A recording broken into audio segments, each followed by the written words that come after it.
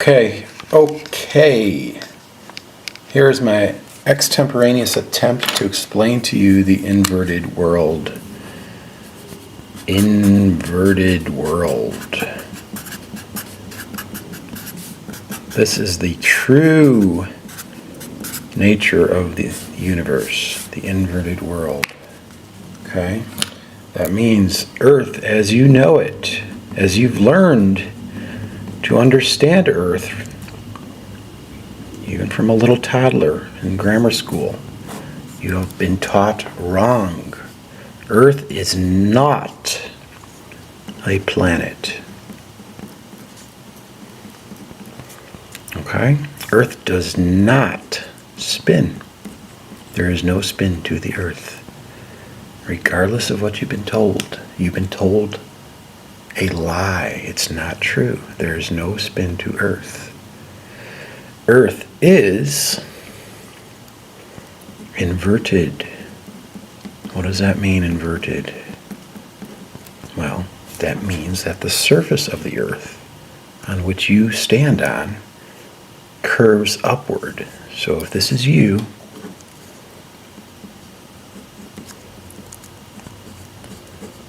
you are standing on the inside surface of the Earth. This is called concave, okay? The concave side of Earth, which means Earth is not solid. Earth is hollow. However, it's not hollow in the way in which the more popular version of the hollow Earth theory is. Earth is a shell. It's just a shell. Okay? It's not solid and it's just a shell. The shell, I'm not sure the thickness, but it's not very thick, I would imagine. Because firstly, man has not even drilled more than 10 miles beneath the surface of the Earth. Did you know that? And yet they can speculate. All their so-called knowledge of the center of the Earth and the core is all based on speculation. That, let me get a circle here. A nice circle for you guys. Oh, not too nice, actually. Oh. That, a smaller circle. That means the Earth contains the entire universe, which means that everything that we know, everything that we've been taught about the universe is actually false.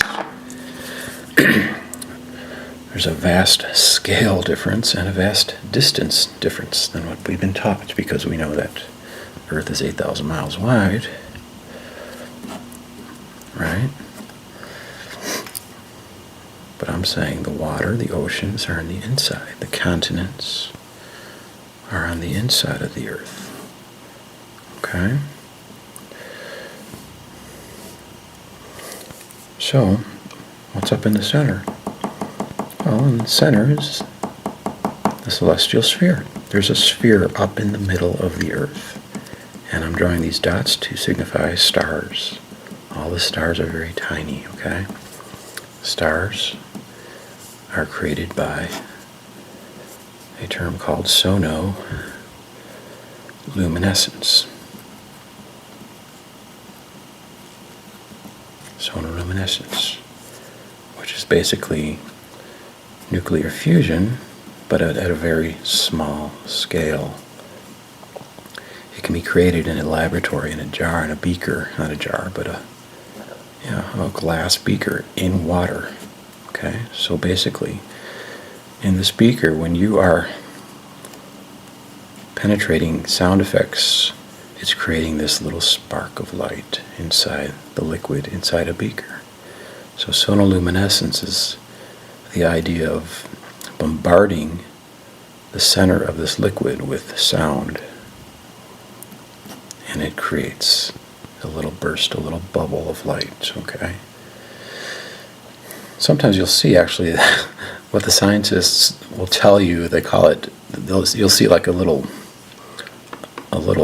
surrounding arc that surrounds some of the stars. They call it bow shock. And they'll tell you it's, it's light years wide or whatever. No, it's very small, it's very tiny. This outside surface is actually the bubble of the stars inside the liquid. Now, inside the celestial sphere, this is hollow too. And there's a celestial ocean. Okay? Which actually verifies and validates what we read in Genesis chapter 1, where there are two levels of water. The waters above and the waters below. And there was a firmament,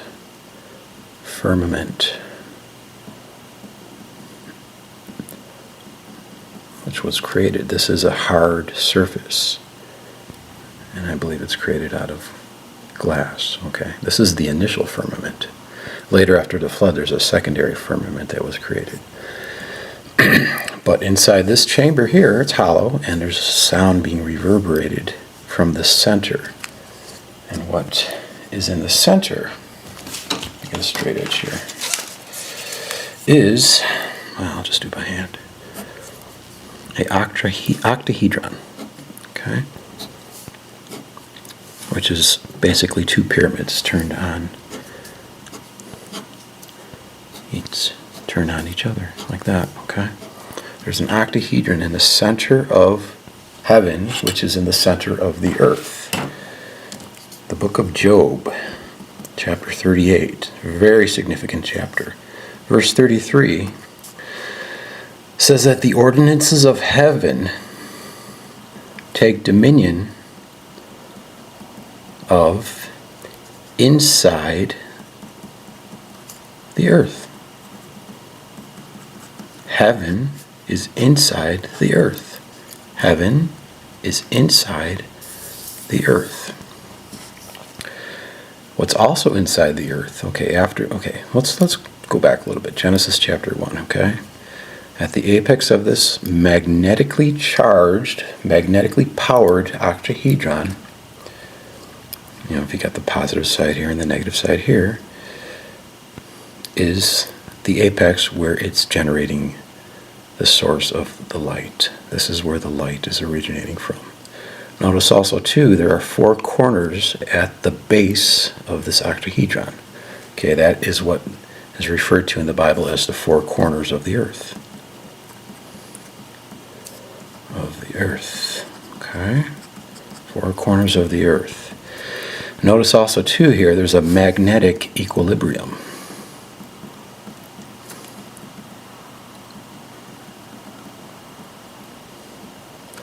At the center. This is where the equator is. Okay, so basically you can take this 0 degrees latitude, and that's where your equator is. That's why also geostationary satellites can hover perfectly. Another thing too about Earth, there is no spin. I told you about that on the first page here, but no spin. So the spin is happening inside the Earth. Why is it happening? Because of magnetic propulsion and the way magnets work, okay? If you place a bar magnet inside a glass beaker, okay, and you put that on top of an exciter that excites the plasma, okay? You put this bar magnet inside this beaker, okay? It's had a positive and negative pole to it, right? But these field lines are returning upon each other. Let me draw this a little bit better here. So these field lines are returning like that, okay? So what that does basically is that it creates a spin, a lateral spin like that. Spin. Magnets create plasma spin inside glass. That's what's happening in the earth, okay? There's glass, firstly, in this celestial sphere, firmament, and there's glass here too in the, let me get a bigger circle here, in the glass that was formed after the flood.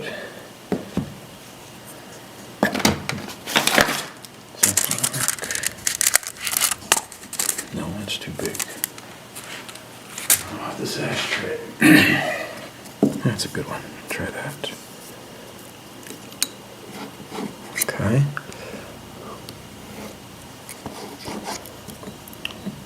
There is a glass firmament at the top of the atmosphere, which is roughly 62 miles high.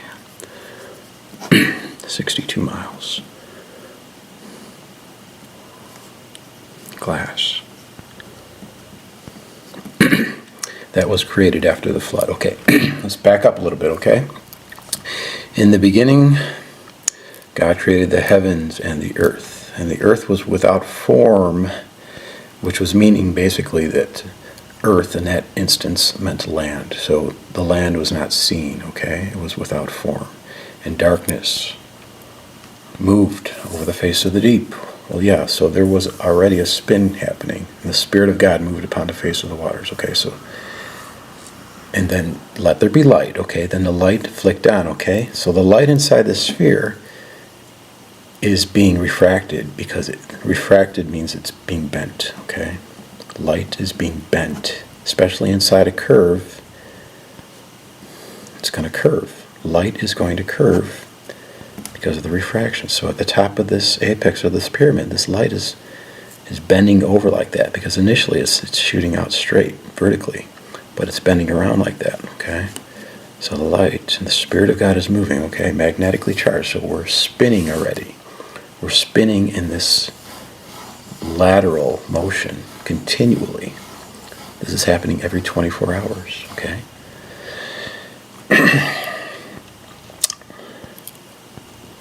And then day 2, there was a firmament that was created. So this light actually expanded and created this firmament. There were elements that were already created. Light was not the initial element, okay? In the beginning is not saying before there were any elements whatsoever, okay? This was already here. This was before the beginning. This was built. This is called the foundations of the earth. Go back to Job chapter 38, verses 1 through 4. It describes a geometric structure when describing the foundations of the earth. And it's also a pyramidal structure, because it talks about the cornerstone, and it talks about being laid with measures. Okay? That's what's going on, okay? So, day 2, you got this firmament that was created, and it's separated. The heat expanded into 2 levels. So this earth expanded, okay? The shell got thinner when it expanded. The earth shell got thinner. And so you have waters above and waters below, okay? Very simple. So we already have light inside the inner celestial sphere, inside heaven. Now there was going to be light that was being created in the outer shell of the universe, and that was the sun, okay? The sun and the moon, okay? They're moving this way, okay? However, what you've learned about the sun is wrong. I've seen the sun from a vision that I had back in 2003. And I was up here in a raft. I was on the waters here, and I was looking at the back of the sun. And the back of the sun was actually dark. It was flat basically. And what I noticed, that there were these light rays that were hitting. Here, I'll draw it bigger over here basically, but if you're looking at the sun, it's a round dark disk, and it had a white ring around it, the light, okay? And they had these light rays that were hitting the back of the sun, and they were all parallel like that, and they were going straight across the equator of the sun, or the diameter of the sun. I don't say equator because I don't think it's a sphere. It's either bowl-shaped or it's flat. I'm not really sure. But since I'm talking about the sun having a dark side, I'm also saying that it's not an omnidirectional light. I'm saying it's a direct light, like a flashlight. Sun is a direct light, contrary to what you've learned. Which means it casts a shadow. It casts a terminator line where the light is divided from the darkness, okay? And because it's inside the curve here, and the light is being bent, it's being refracted like that, okay? It will eventually have this terminator line on the earth, which divides the light from the darkness, okay? This is a direct light. It's very important to understand that. Now also, when the light bends too much to hit the earth, it actually moves around and it turns around back in towards itself and it hits the moon, okay? That's also why this is the real explanation of lunar eclipses. It's not the shadow of the earth that's covering the moon. It's actually, there's like a little area of light that's like a void where the sunlight cannot reach the moon. And when that moon enters in that little cone-shaped area of light, funnel-shaped area of light, the moon gets obfuscated, okay? So, you have the sun and the moon. They're moving around the inside of the earth. The planets are there too. Earth is not a planet. Remember I told you that, right? Earth is not a planet. Planets are little spheres that orbit around the inside of the earth. And I believe there are 7 of them because I don't think Pluto's a planet either. So that's 9 minus Earth and Pluto. So you got 7 planets that are also moving. There's an ecliptic here, okay? In Job chapter 38, it calls the ecliptic the day spring. Okay, so they're moving around like that, okay? Okay, now during the flood, now pretend this line isn't here yet, okay? It says that the windows of heaven were opened. So the windows, this glass firmament, it broke apart, okay? And water gushed forth down to the lower ocean, the lower level of water. So it flooded. It went over the continents, over every continent, okay? And it also expanded the earth more, okay? As well as the water that came down, sand also came down, silica. And it came down here, and that's how we get this glass bound. It fused together in the ionosphere, where there's a lot of electromagnetic activity. So there's a glass sky here, okay? It's 62 miles high. Attached to that glass sky is also a mantle of ice.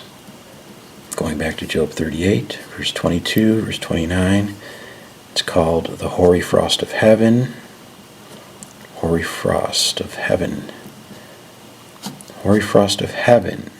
Now the word hoary frost in Hebrew actually connotates that word with the image of a bowl or a basin. So basically you're thinking this hoary frost is attached to a bowl or a basin-like structure, okay? Or a womb, out of whose womb came the ice. Job 38. Or it's also called the treasures of the hail. Treasures of the hail. Treasures as if, meaning that they are hidden. We don't understand that there's a layer of glass and a layer of ice connected to the glass up in the sky. And every so often, this glass, or not the glass, but the ice will fall down.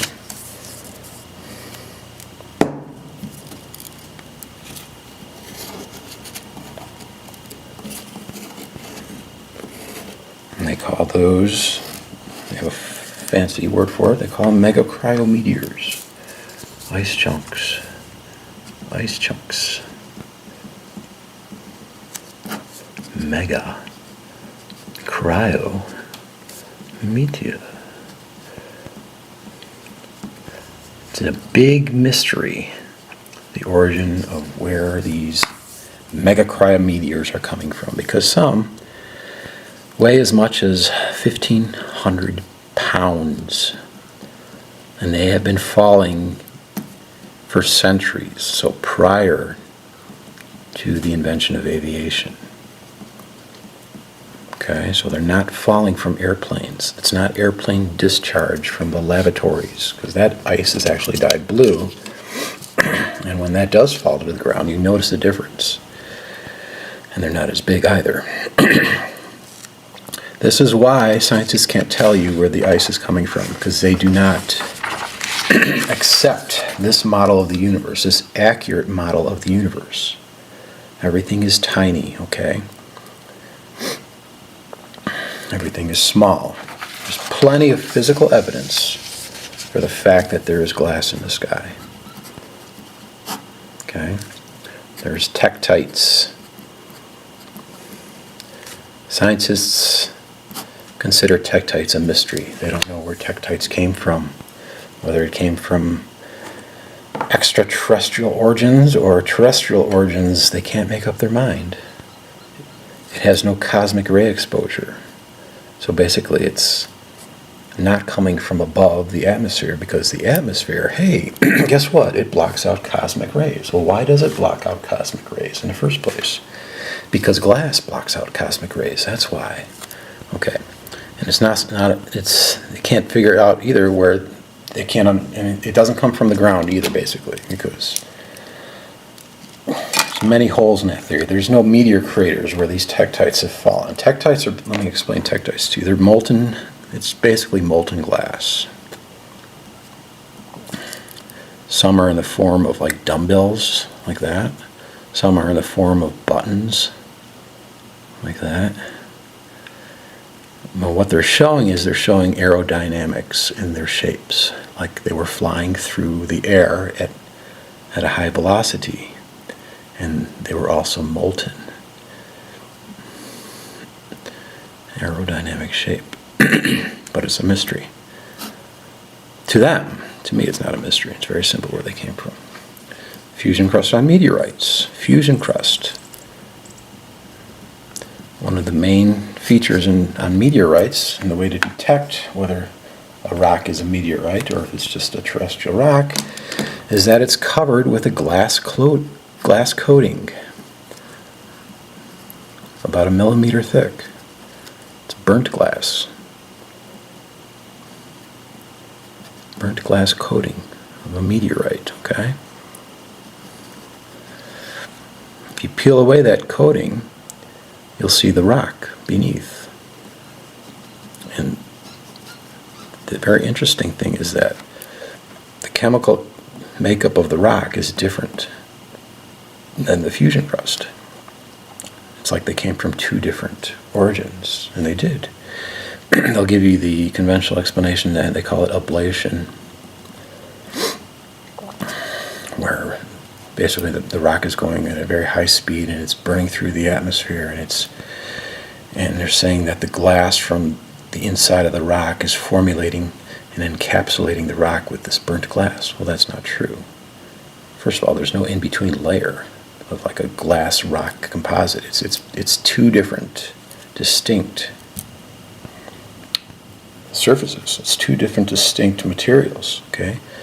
Just like if you dip something in a hot wax or something, you dipped a rock in a hot wax, and it gets coated like that. That's exactly what's happening, because above in the sky, when a meteor is actually coming through the atmosphere, it's skidding across the glass at a very high speed, and it generates enough friction because there's a little air even above the glass. It's a very minute amount of air which actually creates friction, and it actually starts to melt through the glass, okay? And then it gets covered, it gets encapsulated with fusion crust, and then the little tektites drip off like that, okay?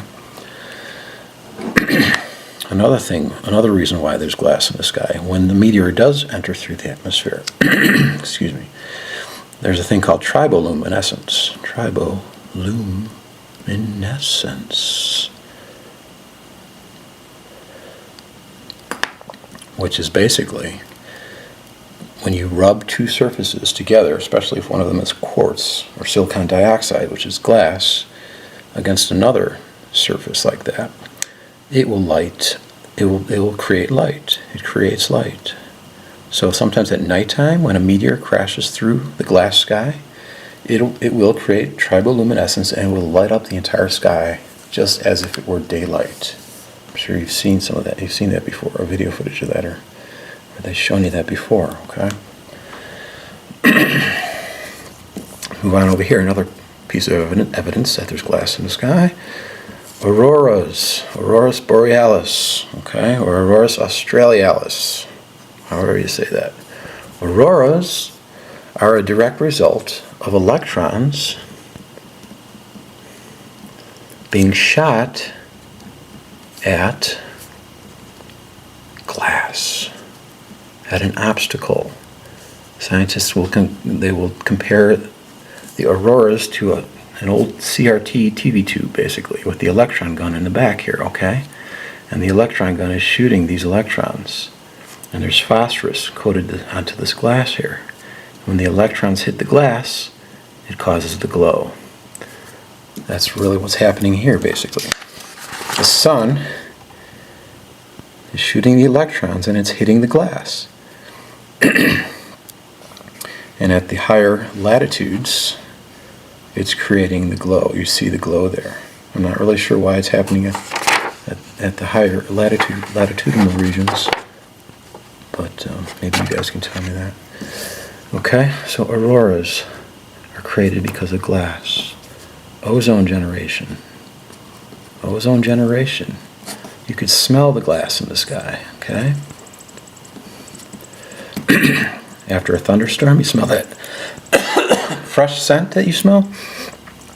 That's the same scent that's created in air ionizers, basically, where you have a glass plate in the middle, okay, or inside. And so the glass plate, the O2 molecules, are creating O3 molecules, and it's distributing off this fresh scent.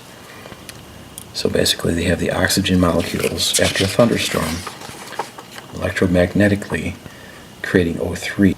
So you have the O3 molecules being created because the electromagnetic activity after a thunderstorm is creating the ozone. Same thing, because there's glass in the sky. That's what's happening there, okay?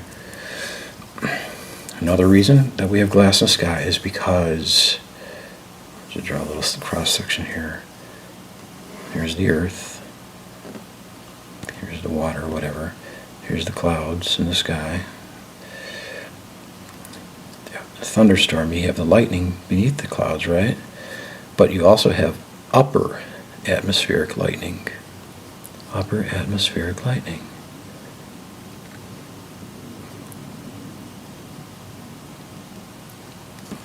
They call those sprites.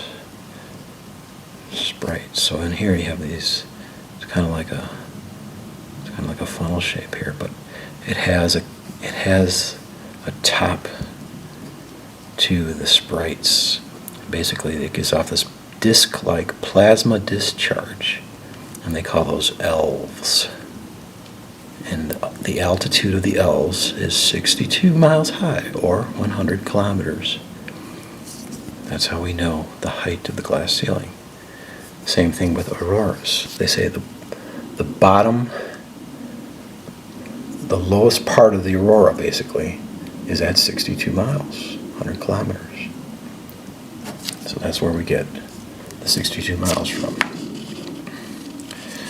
Another reason why there's glass in the sky is because glass blocks ultraviolet light. And so does our atmosphere. Coincidence? I don't think so. There's also the greenhouse effect, okay? We have a literal glass ceiling, just like in a greenhouse. This is true. A big reason why there's glass in the sky is because rainbows. Like I told you before, because the sun is a direct light, and it's not an omnidirectional light. It has an edge to it. It has a rim, okay? So that sunlight that's being diffused through this glass is creating a spectrum. That's where the division of the white light comes from, just like in a prism, as if The white light is shining through a glass prism. So basically, the light that we see coming down from the sky is already filtered through the glass.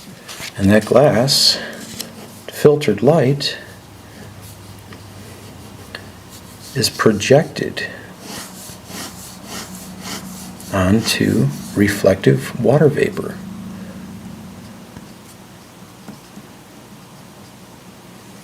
Or clouds.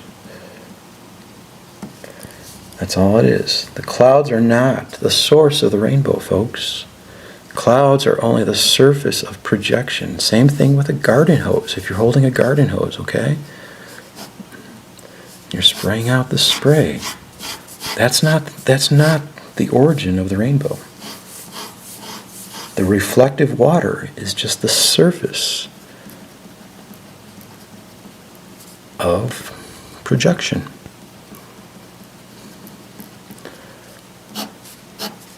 Surface of projection. Surface of projection. Now you can understand why the rainbow is arced. It has nothing to do with any kind of weird explanation that they tell you. The rainbow is arced because it's just mimicking the arc of the sun. It's mimicking the edge of the sun. If you shine sunlight through a square, like if you're inside a room and there's a square window and there's water vapor inside the room, you're going to get a square. You're going to get a straight edge rainbow. That's all it is. Same thing, you can shine a flashlight. Some flashlights you can actually create a rainbow. If you shine a flashlight onto a white piece of paper in a dark room, you can create a rainbow on paper. Because it's just mimicking the rim of the light source. That's all it is. That's also why the inside of rainbows are brighter than the outside, because that's where the sun is. The sun, it's just the projection of the sun, of the light of the sun. This is the true reason why rainbows happen. And now you can understand, okay, well, this glass diffused light is projecting all the colors of the rainbow onto clouds. It can also colorize the sky, right? In the morning time, you'll see the nice red clouds at the horizon. It's filtered. It's glass-filtered light. You're getting the red end of the spectrum. At the moon, the moon at the horizon, when you see the moon rise, okay? Sometimes the moon is orange. It's because it's being gelled by the glass-filtered light. If the moon is up in the middle of the sky, it looks more blue. Well, it's being gelled too. Now you can understand stellar spectroscopy.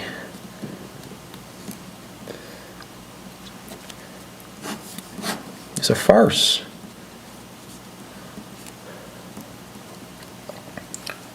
Scientists will tell you that they can identify what stars are made of and what distance they are going, or what direction they are going, based upon their color, based upon their color shift. Well, that's not true, because the stars up in the middle of the sky are being gelled by the glass sky. So if you see a redshift star, well, they'll say, okay, look, it's moving away from us because the red end of the spectrum is a longer wavelength, and it's the Doppler effect, and blah blah blah, baloney baloney baloney. That's not true. Even Hubble admitted. Carl Hubble, is that his first name? I don't know. He said the redshift was of an unknown origin. They don't tell you that, do they? And you can't see the redshift of stars. You can't see the color shifts of stars from above the atmosphere. Why?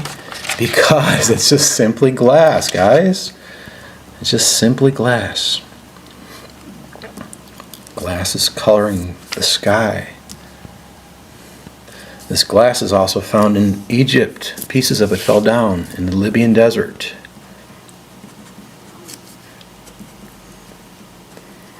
They call it Libyan desert glass. Another mystery. Where did this come from? Where did this glass come from? It's yellow. It has the highest silica content of natural silica in the world, 98%. Okay, there's no bubbles in it when it was formed. It's very dense. It's very, I don't know. There's no bubbles in it basically. So basically, it melted quickly, and it also cooled quickly. Okay, it didn't come from the surrounding sand, because when you try to do that to the surrounding sand, first of all, you're not going to get this high of a silica content, and secondly, you're going to have these little air pockets and bubbles in the glass. This Libyan desert glass, it's a mystery to them. They don't know where it came from. Well, because they don't understand that there's a layer of glass in the sky, 62 miles high. And probably what happened was very simple. It's a very simple explanation. A meteor probably came crashing through the glass sky again. Here's Earth, here's the glass sky. Okay, this meteor, or a couple meteors or whatever, it crashed through, it melted through, got encapsulated with fusion crust, had some tektites, well, maybe not. Maybe it wasn't tektites because it was unhotted. Maybe it slammed in at a higher angle like that, so it didn't really have the chance to melt or to melt the glass, and maybe just like crashed through, just like a ball crashes through a window, basically. And so it created a hole in this glass, and these chunks of glass, this yellow glass, fell down to the earth because they can't find any meteor craters in the Libyan desert where this glass has fallen. Let's say this is the Libyan desert. This is where the glass fell. This is a big oval array. There's no meteor craters there.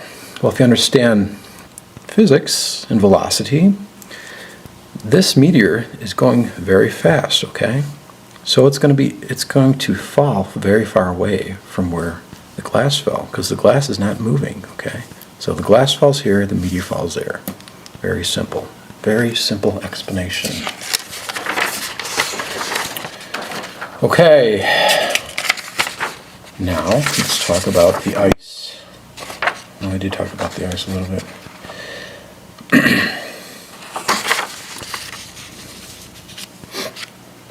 The ice that's attached to this glass sky formulated by moisture and because it's cold up there. And it generated this thick mantle of ice. So if this is Earth and this is the glass sky, there's also a layer of ice that's attached to the glass. Every so often this glass falls, or this ice falls down.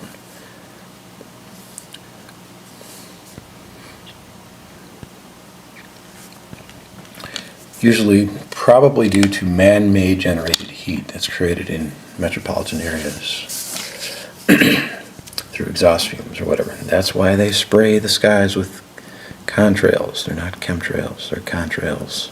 They want to block the heat, the man-made exhaust fumes, from reaching the top of the glass sky. They don't want these ice chunks falling down. So now they'll spray the skies with this webbing because the exhaust fumes will create heat. Megacryate meteors are, like I said before, they're a mystery. They don't know where they're coming from. I even called Dr. I use that term loosely, Dr. David Travis, who studies these, and I told him where they're coming from. They're coming from the top of the glass sky.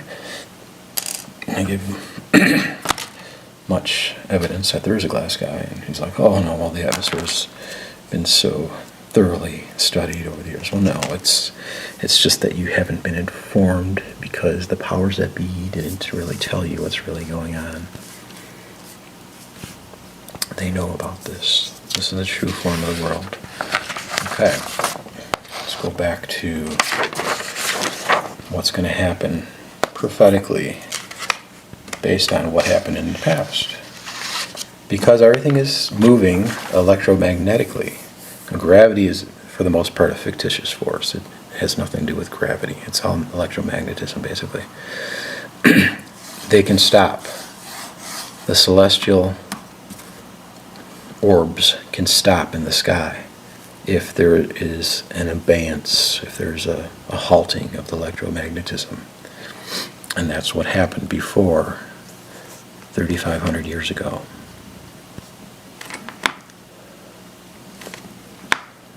There's legends all over the world that talk about a mysterious time where there was like a double day in history, or a double night, or a double night. It's recorded in Egypt, it's recorded in North America by Indians, South America, Central America, China.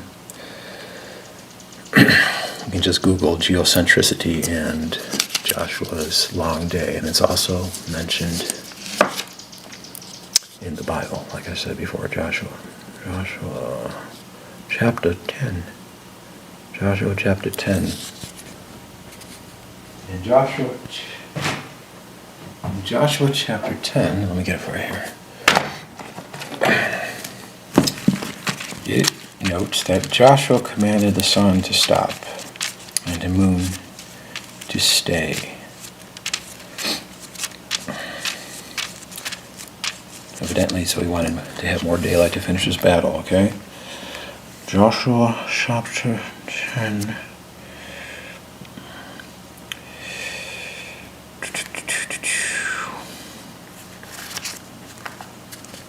Okay. So basically it says, "Then spake Joshua to the Lord in the day when the Lord delivered up the Amorites before the children of Israel. And he said in the sight of Israel, Sun, stand thou still upon Gibeon, and moon in the valley of Ajalon. And the sun stood still, and the moon stayed, until the people had avenged themselves upon the enemies." Okay, so it's recorded in the Bible, and it's also recorded in various countries throughout the world. I would say this actually definitely did happen.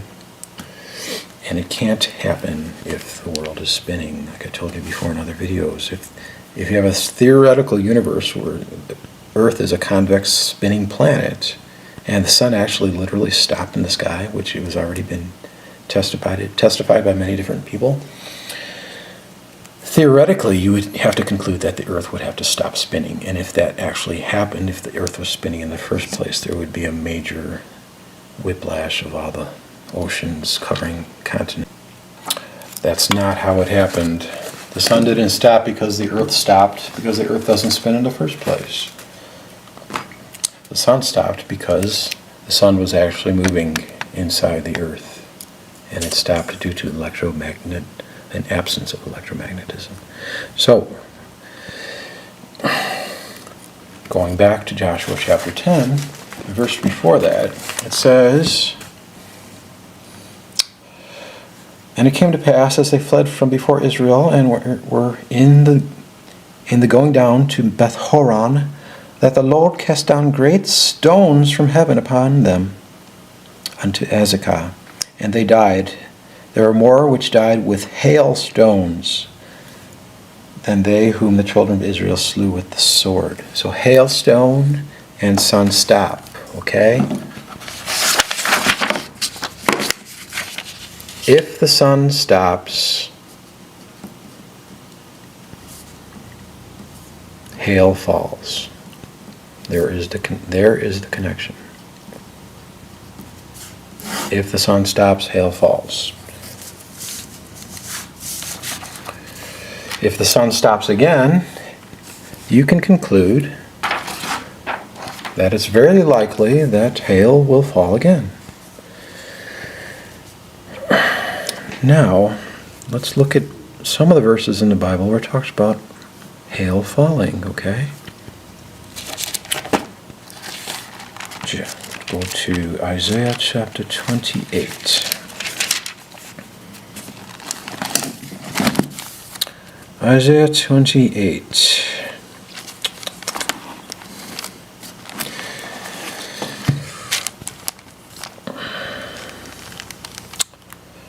"Judgment also will I lay to the line, and righteousness to the plummet, and the hail shall sweep away the refuge of lies." There's a lot of lies, scientifically speaking, that so-called scientific men have told you. Wouldn't you conclude that? As a matter of fact, if we go back to chapter 24, let's see if I can find this real quick.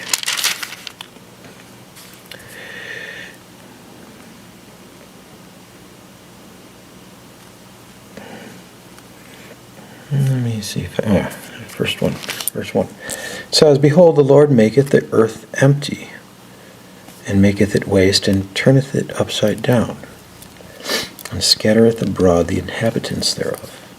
Turn it upside down. Well, actually, that's not the verse I wanted to look for. I don't know where it is, but basically, let me turn this off. I'll get it. I'll be right back. Okay, it was verse 29:16. Surely your turning of things upside down shall be esteemed as the potter's clay. For shall the work say of him that made it, he made me not? Or shall the things framed say of him that framed it, he hath no understanding? So basically, man has turned things upside down. Man has turned the world, the earth, the universe, inside out and upside down. Okay, going back to hail falling. Okay, we got Isaiah 28.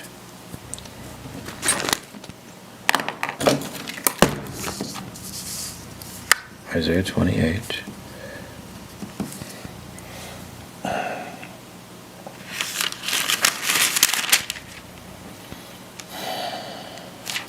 Isaiah 34.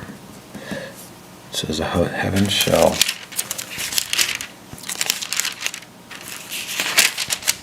Verse 4, the heaven shall be dissolved. Well, what gets dissolved? Ice gets dissolved. And they shall be rolled together as a scroll. So now you have a scientific explanation of this seemingly arcane and ridiculed verse. You actually have a platform in which the ice can roll together like a scroll. If the sun stops, it's going to melt all this ice. It's going to roll together like a scroll, or roll apart like a scroll. Can't take some of the words in the Bible translated accurately. So basically, this ice is going to be falling down. Also talks about in Isaiah 34 as falling fig from a fig tree. It's also referenced in Matthew and in Revelation. So the host of heaven is the ice. The host of heaven. Go back to Job 38. It's the hoary frost of heaven that's reserved against the day of battle and war. Why is it reserved against the day of battle and war? Because there will be no more world war. This is going to abolish all the armies of the world. This ice that's going to be falling down. And they're cognizant of this. They understand that there's no need. It's irrelevant to fight against each other because the ice is going to be falling down. Isaiah 34 says, the indignation of the Lord is upon all nations, and his fury upon all their armies. He has utterly destroyed them and delivered them up to slaughter. See, this is the great thing. This is the thing that's going to happen. Job 38,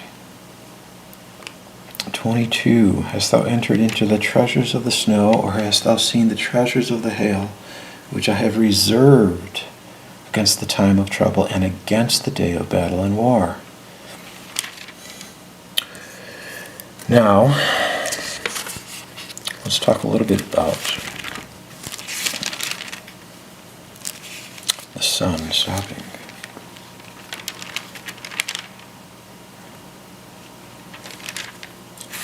Isaiah chapter 60. I think it's in 60.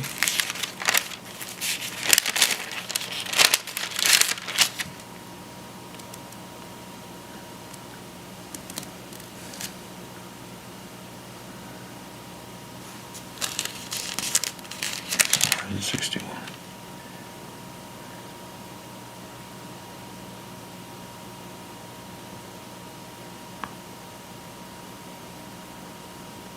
Thy sun shall no more go down, or the sun. I don't think it's thy sun.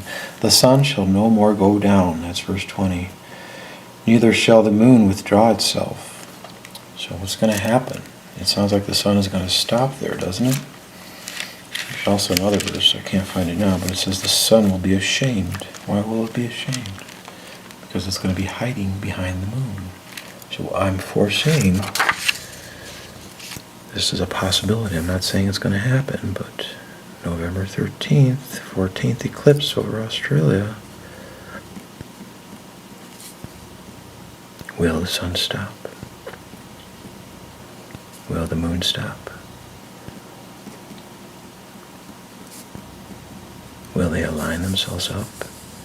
So we have the sun on top of the moon over the continent of Australia.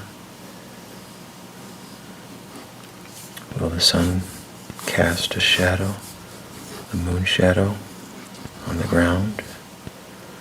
Will it?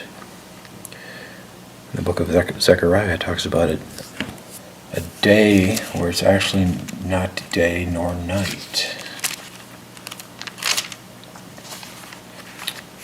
Something's going to happen. Okay? Here's the glass sky, right? Here's the ice, right? Say the sun stops. Well, this area is protected, it's shaded, so it's not going to melt as quickly anyway. This ice that's going to fall down like figs off a fig tree. But after the ice falls, after it's all fallen down from the top of the glass sky, that's not the end of things, because if the sun is still stationary like that, it's still generating heat disproportionately. Just like if you're moving a magnifying glass over an area, or if you're moving a light source, or you're moving your finger across a candle flame, your finger doesn't get burned until it stops. If you stop the magnifying glass, if you stop the light source, that's when the heat starts. And there's also solar flares that could happen, which actually can magnify the intensity of the sun 7 times. Why 7 times? Well, Isaiah chapter 30 talks about the sun being 7 times as hot, and the moon being as it were daylight. So this can actually create heat that would burn up even the dark side of the earth when the sun stops, theoretically. So this area would be protected from the moon's shadow. And on Ayers Rock, that's where I'm proposing to build the new Zion, the new Jerusalem. This is where I believe the new kingdom is going to be established. The new kingdom. So we'll see what happens.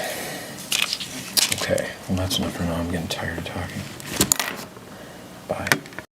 Okay, this is a follow-up video to the one I made previously about explaining to the true nature of the universe, which is hollow and inverted and tiny, and the Earth is actually just the outside surface of the entire universe. It's the outer shell, so therefore Earth is not a planet. Okay, a planet is a spherical object that actually orbits inside the Earth. So Earth is just a housing. It's like a womb. Okay, that's why we call it Mother Earth, because it's an encasement for the entire universe. It means that the planets are small. Planets are probably about the size of a house. Okay, the moon is small, the sun is small, they're all inside the earth. All the stars above are all small and tiny. There's no spin to earth. Okay, I told you that. There's much proof that there is no spin to earth. The whole Copernican theory is based on faulty theory. And it was actually, I think it was accepted by Galileo and the intelligentsia because they wanted vengeance against the church that was persecuting them. There is no, and I repeat, there is no evidence whatsoever that the earth spins. On the contrary, there's much evidence. There's much evidence that the earth does not spin, unlike the camera. Got the Sagnac experiment. It has to do with light being divided or split and reaching the target at the same time. I'm not going to go into detail. I made a video about that. If you want, you can look for that. There's also the Aries failure, where conducted an experiment with telescopes where he put water in telescopes because it would slow down the light, and basically he found out that if the Earth were spinning, you would have to tilt the telescope 10 degrees more or 5 degrees more than it was initially tilted. If there was no spin to the Earth, you won't have to tip the telescope. There's also the Michelson-Morley experiment, which they failed to detect what they thought. They failed to detect ether. However, the ether is there. They just were on the faulty presupposition that the Earth was spinning. Okay, I made other videos about that too. So no evidence. There's a thing called the Foucault pendulum. It's a full fault pendulum. Okay, it's a fraud. It gets affected by tides, and it gets affected by the eclipse, solar eclipses. Has to be nudged every once in a while. There's no spin to Earth, okay? That's very important because it's going to fall into what's about to take place prophetically, I believe. Okay, I drew this diagram before. I explained to you that in the center of Earth is heaven. So this is a literal heaven. Earth is 8,000 miles wide, okay? So 4,000 miles would be the center of the Earth, where light is emanating from and hitting the back of the sun, and the sun is illuminating half of the world, basically, because it's a direct light. It's not a ball of light. It has a dark side to it. I saw this in a vision. Okay, there's two levels of water. You have the celestial ocean, you have the terrestrial ocean. During the flood, the celestial ocean flood came down and it flooded the terrestrial ocean. It covered the land, it covered the continents. Sand came down, formulated a glass barrier in the sky here, 62 miles high. I told you about that earlier. There's plenty of proof that there's a glass sky. Okay? I told you how everything is spinning inside the Earth due to the electromagnetism of the central celestial octahedron. And the octahedron, basically, or actually, let me go back. Talk about, well, also too, they'll tell you that the Earth wobbles when it spins. No, that's not true. What's wobbling is the central celestial sphere, basically, or the ecliptic of the sun. See, the sun is moving like this, but it's oscillating in a helical orbit or a cylindrical orbit every 6 months. So this is the, don't you fall on me, camera. If that is the tropic zone, so basically you got the Tropic of Capricorn and the Tropic of Cancer there. So the sun is every 6 months, okay? And then when it gets to the extremes, it kind of does a little bit of variance, basically, before it heads back in the other direction. So that's the wobble, the so-called wobble, okay? All right. A couple experiments that were conducted in the early 1900s that proved that the curvature of the Earth is concave. Okay? One is called the rectilineator experiment.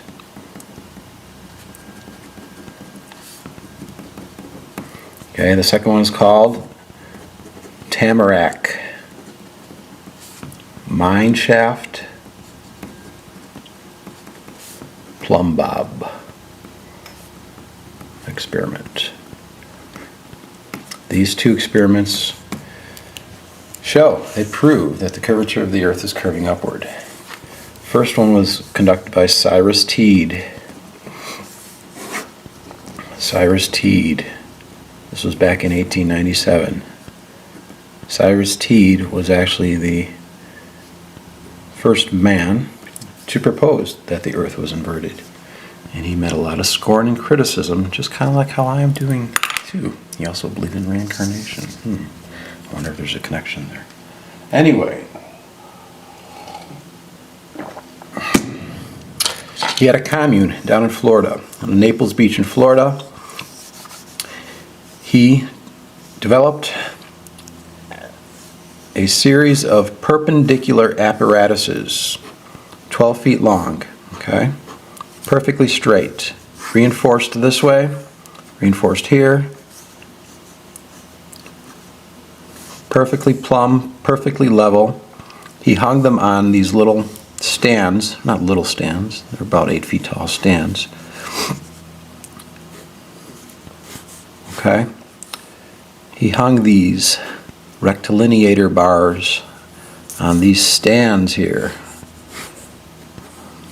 It's a very accurate experiment. He invited witnesses, objective witnesses from scientific communities, made sure there's no cheating whatsoever, and basically on the beach you have water level, okay? You have water level.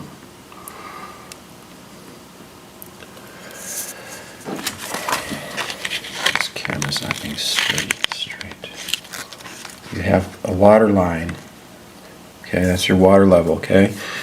So you have a hash mark here. And this is all done with plumb bobs and spirit levels, making sure that this initial post is extremely, perfectly straight, perfectly horizontally straight. And you measure the height of that hash mark with the water line, basically. Okay, there's the water line. And now you piggyback these. There's about 3 or 4 of these, okay? You take the last one and you move it to the front, okay? And you're creating this virtual straight air line. This would be a virtual air line that you're creating. Once you're going this way, let's say. So the air line is being made as you traverse along the beach, okay? And you're incrementally making measurements as you go. If this height decreases, you conclude that the curvature of the Earth is curving upward, okay? And that's exactly what happened. The predictions, the calculations even made prior to the experiment, and what was actually found out to be the case were that he extended this virtual airline for 2 3/8 miles, basically this way, southward, down along the beach. And it proved accurately and incrementally, he predicted it, and the results were very, very close to what he actually predicted. If the height was actually, obviously, if it was increasing as you go, then you conclude that the Earth is convex. So this experiment proved that it's concave. Now there's an idiot guy, Donald Simonek, a retired physicist who I debated with a long time ago, 9 years ago. He has a web page that he's debunking this experiment. Well, he's saying that all the measurements were true and accurate. He's saying that there's a problem. There was a problem with, actually he have these support posts over here, basically, I think. Yeah, the posts are not over here. They're not in the center. They're actually over here like that. He's saying there's a problem with the ends of the posts. He's suggesting that this part past the support bar is actually, he thinks it was wilting down like that. So he's saying that he was saying that the apparatus had found fault with it. And I said, bullshit, that's speculation. Man, why don't you reconduct the experiment if you really think so? The biggest question of all is why, since 1897, has this experiment never been reconducted? Why? What are they afraid? Huh? Instead, they sweep it under the rug. The idiots, whoever they are, whether there's a Zionist conspiracy or whether it's just a bunch of idiotic people. Basically, you see, this true nature of the Earth, there's no money. There's no money in this, okay? This is God.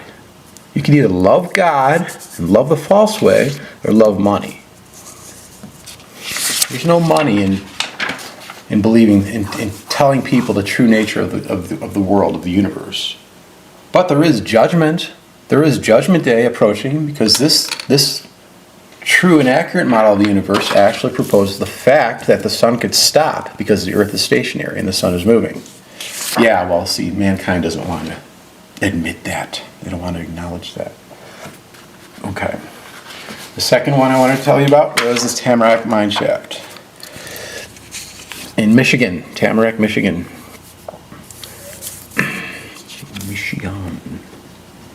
Tamarack, Michigan, back in 1901. And also in France. I'm not sure of the city, but it was actually reproduced in France as well. They were scratching their heads once again because what they did, there was 2 separate mine shafts. Okay? They were 1,450 feet apart.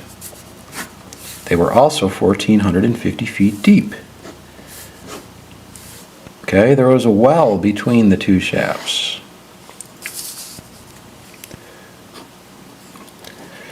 Now they hung a long piano wire down the shaft. Put I think it was a lead plumb bob at the bottom. Same thing over here. What they were wanting to find out, basically, because they initially thought that the distance here would be shorter than the distance between the 2 wires at the top. That was not the case, obviously. I'm bringing this up because these 2 bobs diverged. They diverged 8 inches, 8.2 inches, 8.22 inches. That means they went that way. They went apart. Okay? They reconducted it to make sure there was no magnetic repulsion or whatever. Same results, basically. They even initially hung the two lines down one shaft, and it even diverged slightly from the one shaft as well. So what that's saying is basically is if you extend these 2 lines, if I exaggerate that here a little bit more, let's say they're more like that, okay? The center of gravity is not down below, it's actually above. It's 4,000 miles into the sky, up above, which so happens to be the radius of the Earth. Interesting, very, very interesting. I wonder why. You guys starting to see a picture here, huh? Cyrus Teed, let's bring him back up again, back in Chicago. In the distance, you see a ship, but you don't see the entire ship, right? You only see part of the hull. The other part is submerged. It looks like it's submerged underwater. That's with your naked eye. Don't you fall on me again, Cameron. That's with your naked eye, okay? Well, I guess what it's doing basically is your eye is actually warping the surface, the foreground surface of the water. It's actually causing it to bulge because it's just an optical illusion. Because when you look at that through a telescope, the ship, you see the entire hull of the ship that's above the water. So the telephoto lens will correct it, or a telescope. Okay? That's a myth that is debunked, that they don't really like to mention, do they? No, they don't. Okay. Talk a little bit more about lenses. We'll talk about NASA. You guys seen some of my video footage where I talk about NASA. When you go up, or even when that guy went up in a balloon and he filmed the Earth, it's through a wide-angle lens. Wide-angle lens. NASA.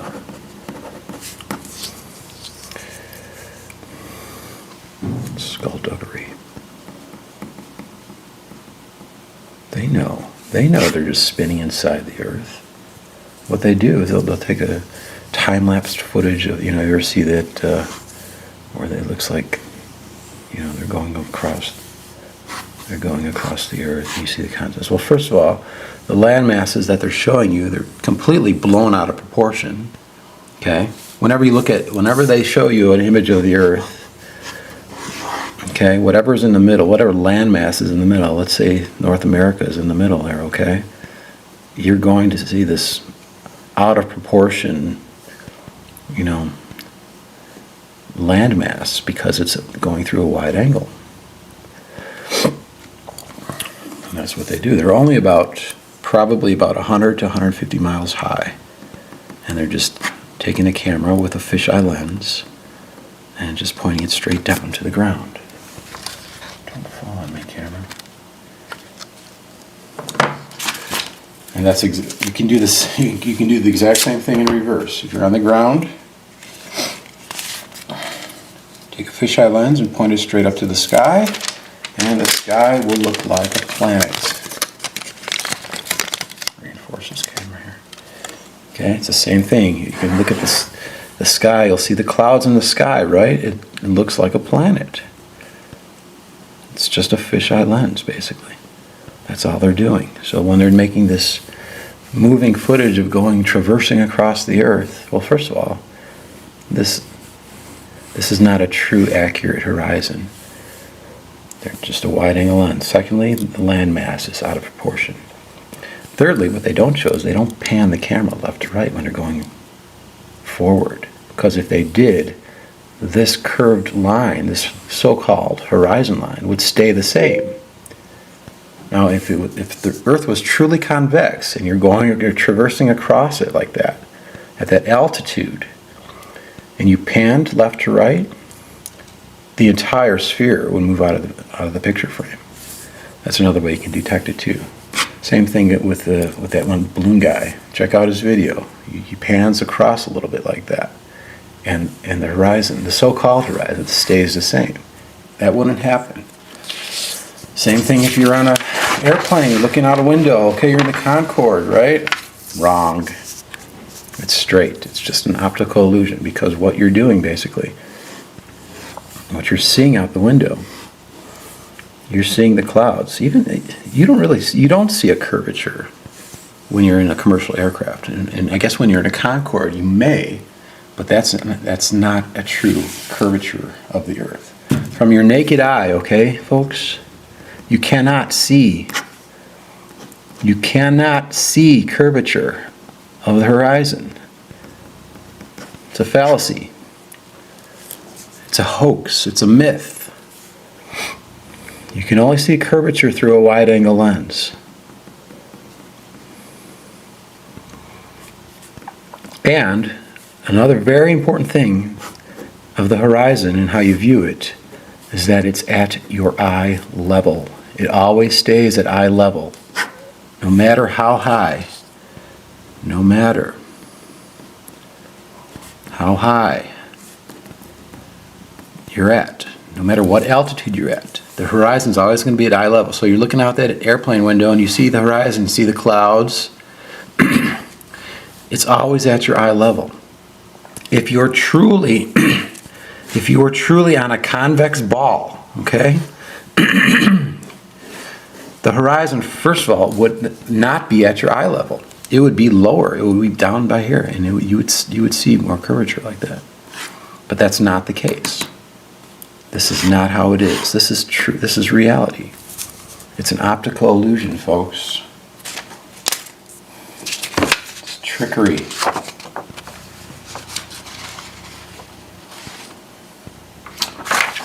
Okay, well, this was just a little follow-up video to the one I initially made on this one. So, there's other things I could talk about. I could talk about ball lightning, how that's formed by the fact that there's glass in the sky. There's an Australian scientist who just brought that up. He said, yes, ball lightning is created because of glass. But it's not only created inside rooms or airplanes, it's created in the middle of the sky sometimes. And so there's no glass in that vicinity. So that glass is up in the sky, 62 miles high. Satellites, space vehicles, they are orbiting inside here. Yes, they do penetrate the glass, the satellites do. And just because they make a little hole in the glass, it doesn't mean it's all going to come crashing down. And we're talking about like a 7,000 mile wide glass bubble here. And also there's not much, it's perfectly balanced up there. It's not going to come crashing down like that if they make a few little holes in it. And so what they're doing is just orbiting inside. They're orbiting inside the Earth. All the planets are orbiting. The comets, Halley's Comet. The reason why the comet has a tail and it's curved like that and it's split into the reds and the blues has nothing to do with solar wind or any stupid other reason. It's called chromatic aberration. It's due to glass. Okay, it's due to the fact we see the glass in the sky. And it's curved like that because it's refracting. And it's split like that because the reds and blues have higher have different indexes of refraction. The blue has a higher index than the red, so they split like that. That's all it is, folks. It's amazing. Now when you have this perspective, this true perspective, take a look at some of the imagery that they show you of the stars and galaxies and realize how tiny and small they are. No, they never went to Mars. That was filmed somewhere in the desert, okay? And there's a lot of CG work behind it. And also what NASA and other agencies do, what they are caught doing, they're so-called spacewalks, it's in an underground pool. You'll see the little air bubbles floating up. Don't believe them. Stop believing NASA, okay? NASA is full of shit. Period. You should have stopped believing them when you started realizing all those moon photographs, those supposed moon photographs were hoaxed. Just bullshit, guys. Don't believe it, alright? Come on. They laugh at you. Remember my bull? Buzz the Bull, the master bullshitter? They're just bullshitting you, okay? It's all bullshit.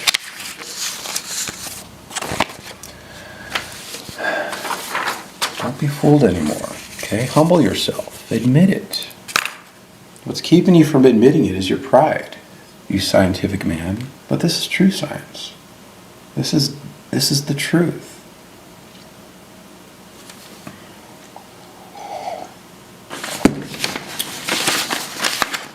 So, that's all for now.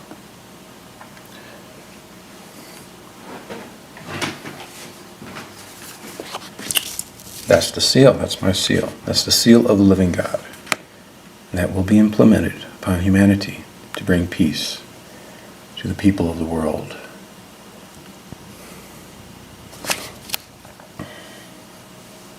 Very soon.